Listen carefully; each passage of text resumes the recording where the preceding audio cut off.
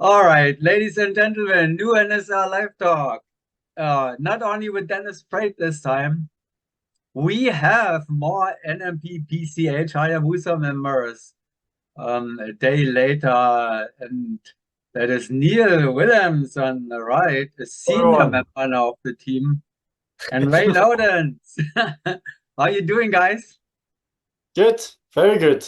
We are at the Belgium National, the Belgium Internationals, and Ray and me are replacing someone, so we are flying, and Dennis is here for coaching.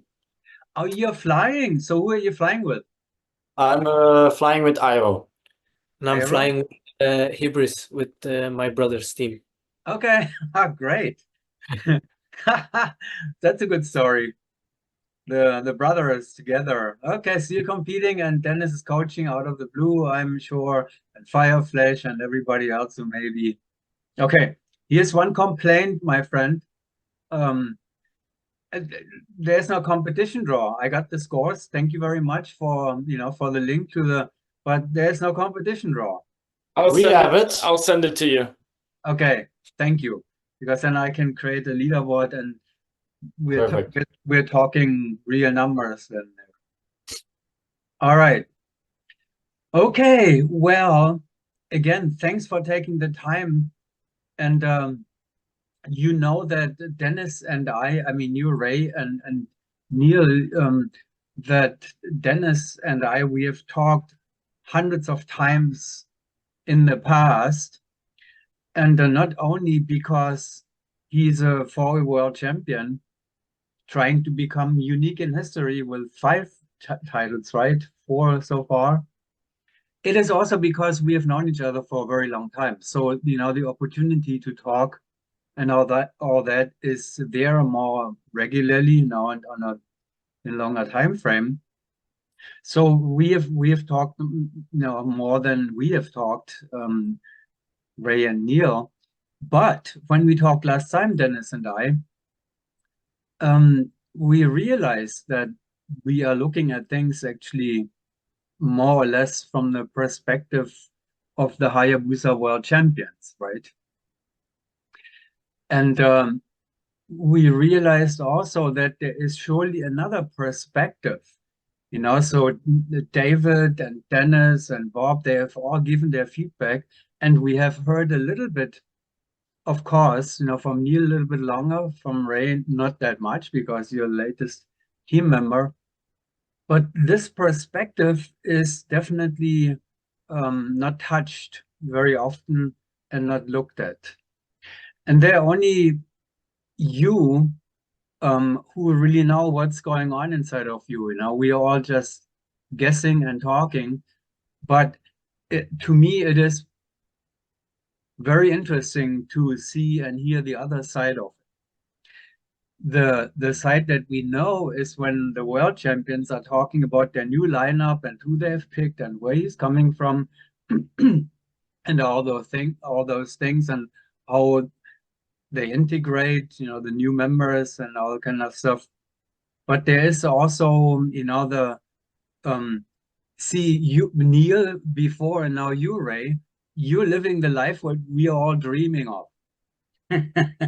You're joining a team with three world champions or two or three world champions, whatever. And they all have done this forever, and they allow you, or if I were you, they allow you to be in this team and train you and bring you up. That's a dream for everybody who is passionate about four-way, right? Yeah, But true. yeah. So we know all that, now that we'll all be happy. But there is another side of that too, I have no doubt. And that is your own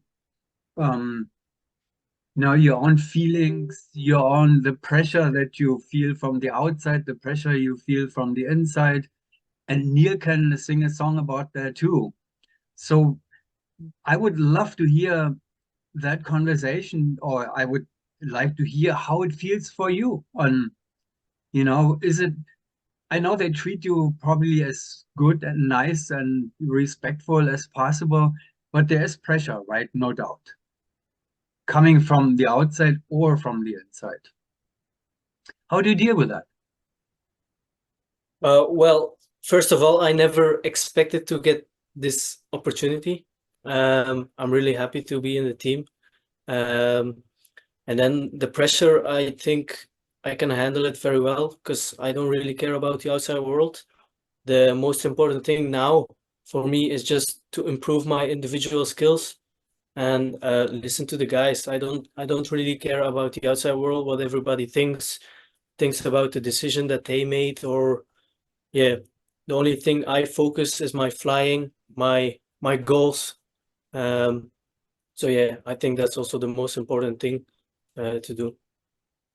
And like you told us, a dream coming true, but not every day your training is like a dream, because it's like I had last year and the year before. It's 3-on-1, giving him improvements, telling him do this, going into in the tunnel, stop him 10 times for the same mistake, which is normal.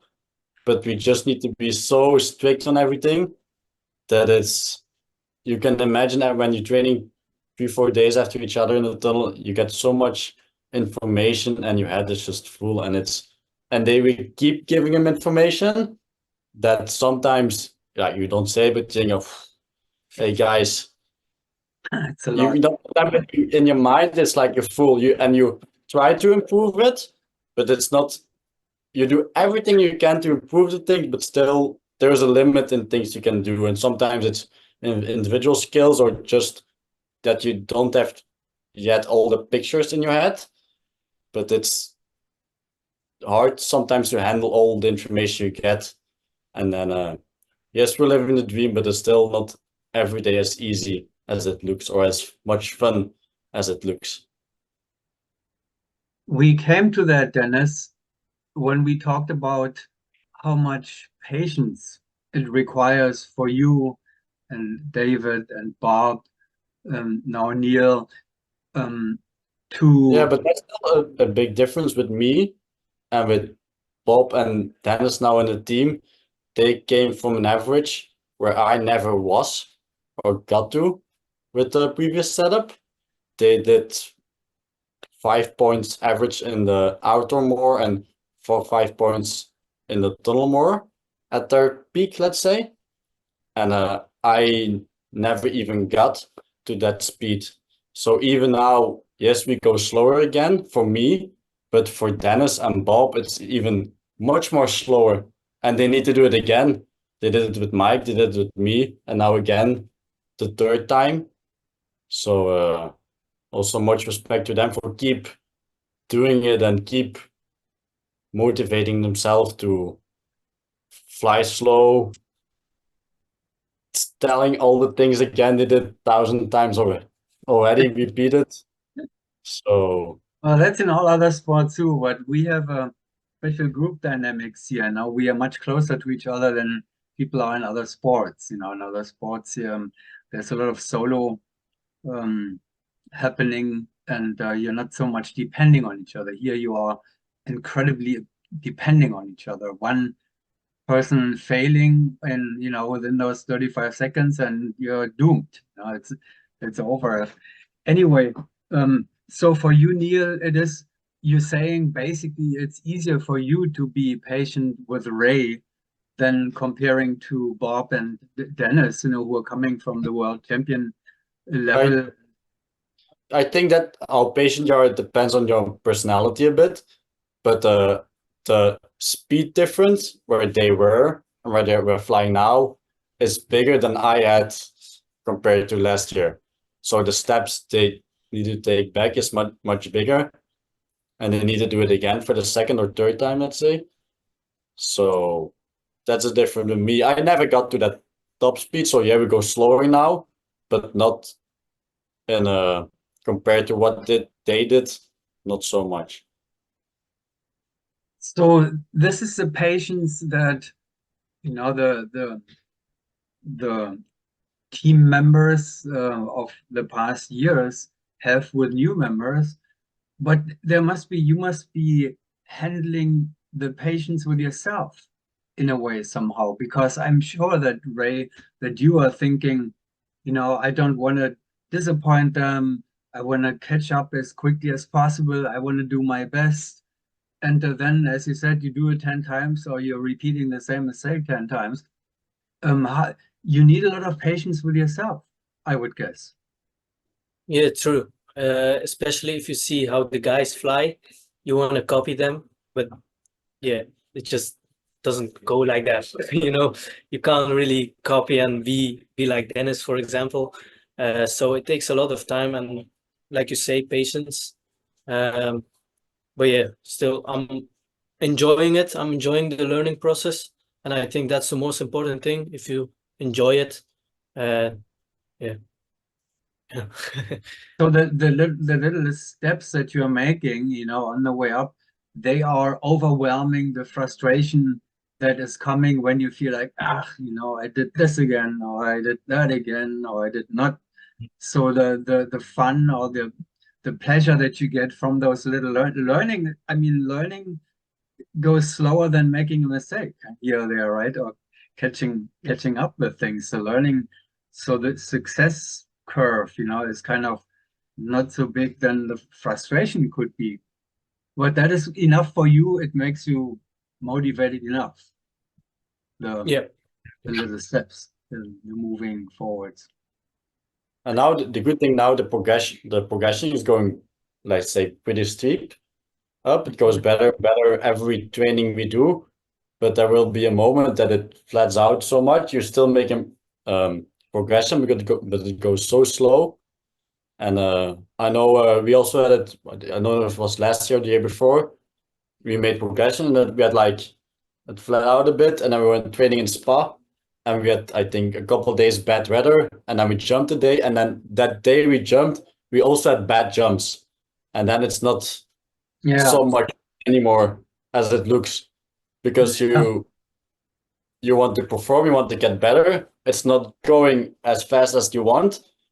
You cannot jump as much because it was bad weather. You can jump, yeah, you're happy, but then you even have bad jumps. So it's like, how do you handle those days to keep be motivated for the other days? Yeah, and Ray, you are you are already an athlete, a competitor, a very competitive competitor in your other sport. So now you're stepping down from, you know, being a successful, experienced competitor to the beginner level in another sport. There's also kind of a little conflict that is taking place there probably because you as a, you know, world champion jiu-jitsu or whatever that was, competitor, and all of a sudden you are a beginner in four-way competition. That is probably, that makes it even more difficult, I would guess. Well, yeah, it's not really difficult. I like to be, how do I say, at the bottom, so I can work my way up. And now I have this with four-way. I'm at the bottom, and I'm really looking forward to be able to compete at the highest level soon. And So I does had it the same, sorry, yeah, I had the same with jiu-jitsu as well. Like, let's say 2 years ago, I was always in the shadow of my brothers, let's say, and that was also a kind of motivation to keep fighting, keep training, and to get at the top. And I have the same now with the four-way. So that plays almost like out to your advantage, right? Because in the other sport, you have that already behind you. You were a beginner, you worked hard to make it to the top level in the world. And so basically you can say, well, I know that I can do it. That is probably helpful, I would guess. Yeah, true. I think if other people can do it, why can I not do it? So that's the motivation I have. Yeah. So Dennis, you're listening carefully here. I mean, I have never talked so little to you in any of our conversations than ever before. I like it because that fits kind of to your level of patience now with the team, right? I mean, you have to listen a lot, you have to observe a lot and evaluate, and then this is probably more important right now than when you compare yourself in 2010 when you came as the Ray or the Neal into the famous HayaBusa. Do you remember those days? I do, vividly. Can you do you think you know a little bit more about their situation by remembering that? I think I think I cannot compare my situation to theirs. They got picked by us unexpectedly. I was knocking on the door of HayaBusa all the time, like saying that I want to be in this team. So in that sense, I think it's and there's also HayaBusa back then wasn't yet at the level of, didn't have the status that they have now. So a lot of the times in Belgium, I hear that like HayaBusa is this thing which is like almost unreachable, like something hard for a regular guy to touch, you know. For sure in the days where we were, you know, kind of dominating. But then, yeah, when we need someone, we look at the young guys, and I think that's only a good thing. And that's where we picked first Neal, now Ray, and I think somewhere in them they were thinking like they know who HayaBusa was, obviously, but to think that they could enter, I think that was for them less of a, how should I say, a they probably thought in their heads that the chance was small to get that to enter in the team. And in my situation, I was knocking on the door the whole time. I was kind of stalking the guys, which was, yeah, I don't know. That's another story. That's another story. Yeah. So it is different, but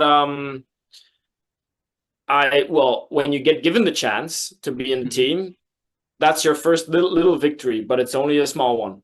Yeah. Then you realize, and I realized that as well, that yes, you get to jump a lot. Yes, you get to do four-way at a high level, but then only the work starts. And that I underestimated the flying, no, but the living as a team. That I underestimated.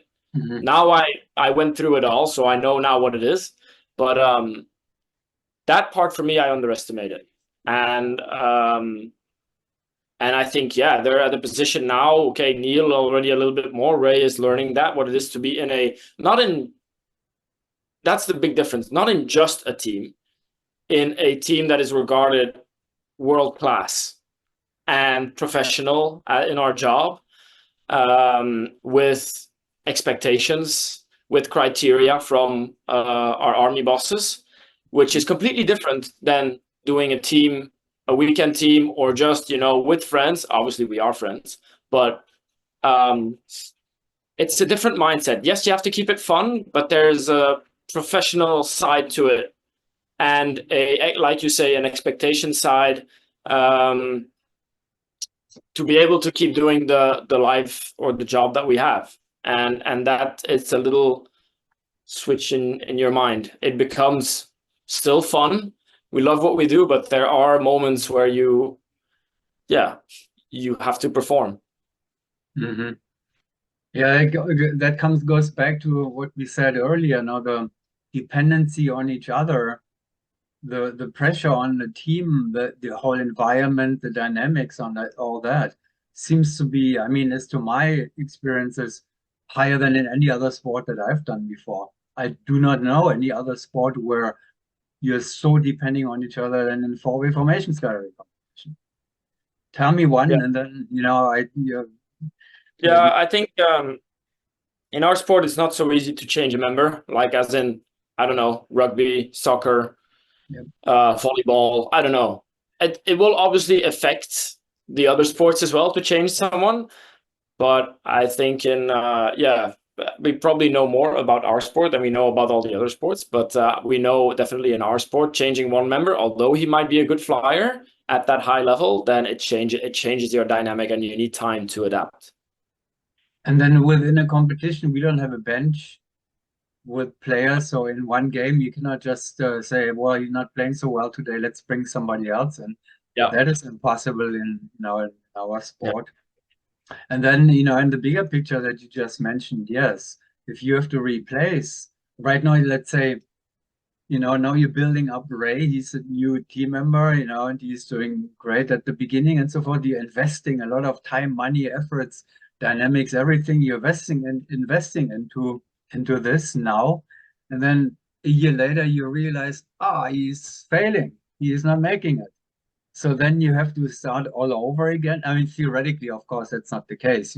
You're testing it before you make a choice, but it could happen. And then all your whole investment is, not like soccer. You sell one player, buy a new one, sell one player, buy a new one, whatever. You are depending on each other in a way that is unprecedented to me. Yeah, Now, exactly. yeah, That's the risk of mistake. If you pick a new member, at that moment you look at the long term, but you never know how it will be in 4 years, in 5 years, in 10 years, in 2 years. That's you hope it will be good, but you never know it until you're together that long. So we and we trust Ray completely, but you cannot know 100% sure. Never. right. There's life too, somebody becomes a father or a mother and family or loses whatever. There are all kind of things that could happen at any time, so you never know. Ray, if you look back now, that's like barely half a year for you, right? With the team now, Dennis, is that about half a year?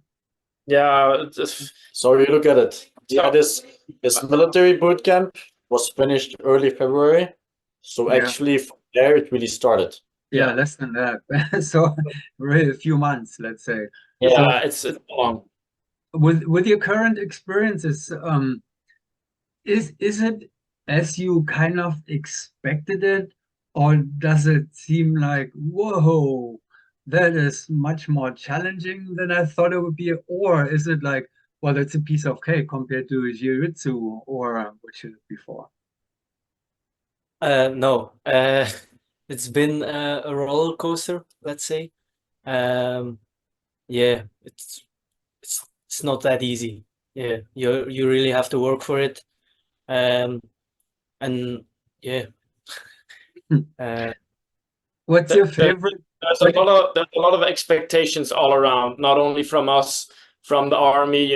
We just had a couple of weeks ago, like a day with all the sporting people from the army. With you have to not only skydiving wise, but then social media wise, and all that kind of. There's so much things that we need to do, that it's even sometimes hard to only focus on the thing that we really want to do, which is flying. So yeah, but I think for him, what he's experiencing now is the whole chunk of information, like this huge sandwich that you need to digest, in your head. And that's also the reason sometimes why you can only give him so much information at the same time. You can give him everything at the same time, but he'll never process it. Yeah. Never. Nobody will process that. And that's where, yes, that patience comes in from himself and from us as well. And also the fact to be smart about your training and what to say at what moment and how much you say. Do I have to say everything I know or that needs to improve at the same time? No, I don't, because it's going to overkill his brain. And it would also not be good for his confidence, because confidence is a big thing as well. Like being confident, you can turn on your center and not doubt it. For example, even that is something big. So yeah. How much information can it be? All you do is you're just jumping from plane, falling through the sky, and that's it. Yeah. If you could So you tell us, sir. Yeah, I mean, that's the thing that I'm struggling with sometimes when you talk to other people, right? Because that's basically how the general public sees us. We're jumping from planes. So that huge amount of information that you just try to explain, which is kind of impossible to explain. How do you get this across to anybody who is not really involved in it, heavily involved. It's impossible, right? So it's a mountain of information. Does it feel like that, Ray? A mountain of information and experiences? Yeah. Yeah. I know when I joined the team, and that's what I also tell the other people, the world of 4-way opened up for me. Like in information I got, I thought I knew some things about 4-way, but I was like Yeah. like I was doing 4 or 5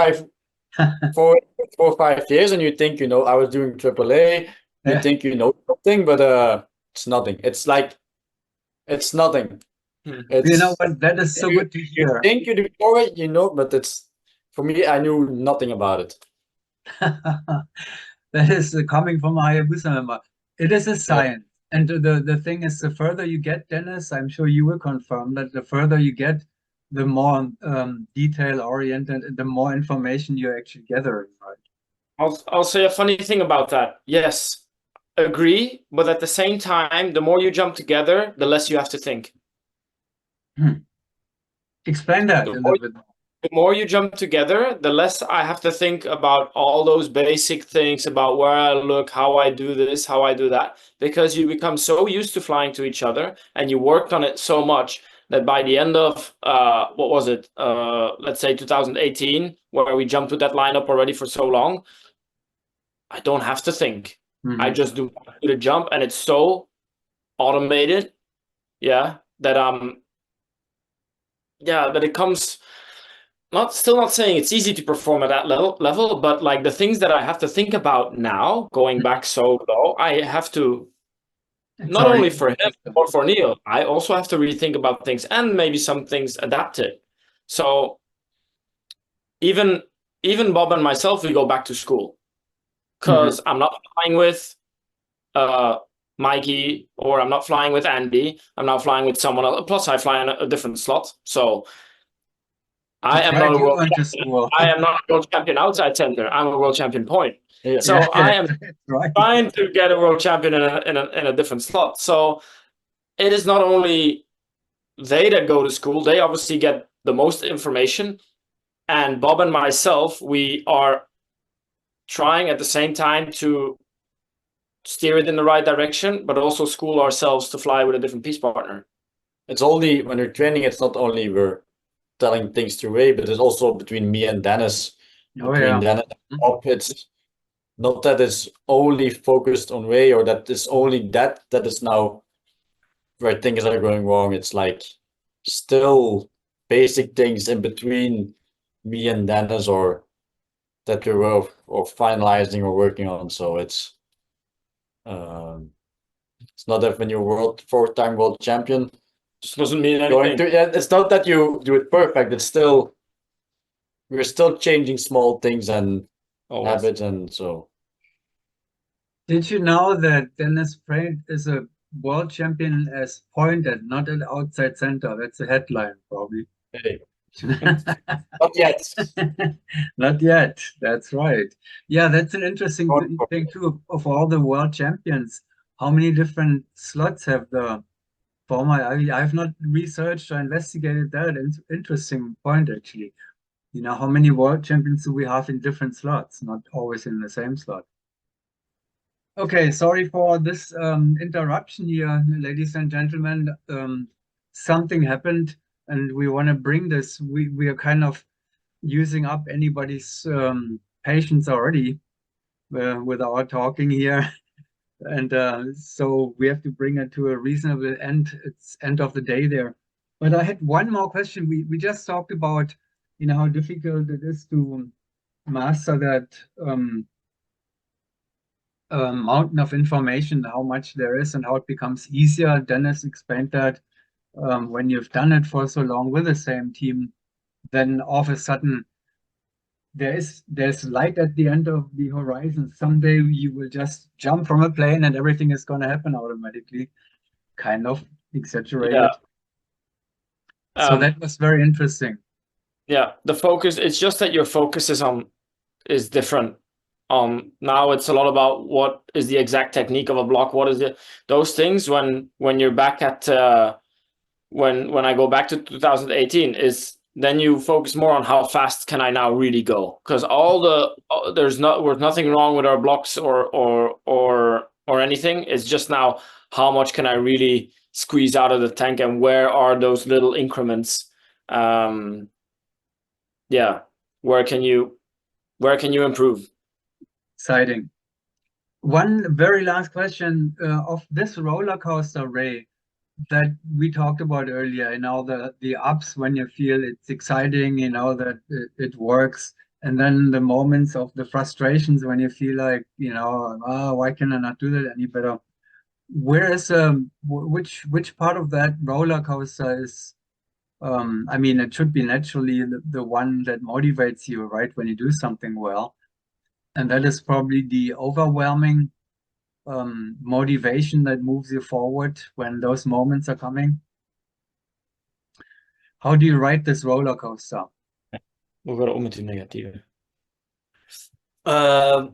Well, I think they also see when it's like starting to get frustrated in my head. And yeah, I think they help me really good to keep motivated and stay happy, because I think that's the important thing. Yeah, yeah. Okay, so He puts his have, trust on us. He puts his trust in us, Kurt. well, we've shown that you have earned it, I guess, right, over the years. So I think I would trust you too, Dennis. I think He has to just remember and tell to himself, we picked him. We picked him. So yeah, must have been that we saw something. That will be We haven't picked him out yet. Yeah. Oh, good luck with all that. Ray, how was it jumping? How is it jumping with your brother in the other team there again? Is it boring now for you, or? It's different. Is there inside the slot? Yeah, I'm flying together with my brother as a piece. So yeah, I'm enjoying it. We did a bad first round, but the other rounds were pretty good. So yeah. I'll try to get the video somehow. So I need help with that too, Dennis. Later on, we can get back.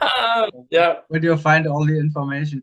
Okay, we have to stop now because soon it will black out and we are gone. And it was so. I just want to say at least thank you very much for taking the time and enjoy the rest of the competition and the rest of the HayaBusa era, the new HayaBusa. Working on it. Thank you. Thank you, Kurt. Bye. Goodbye.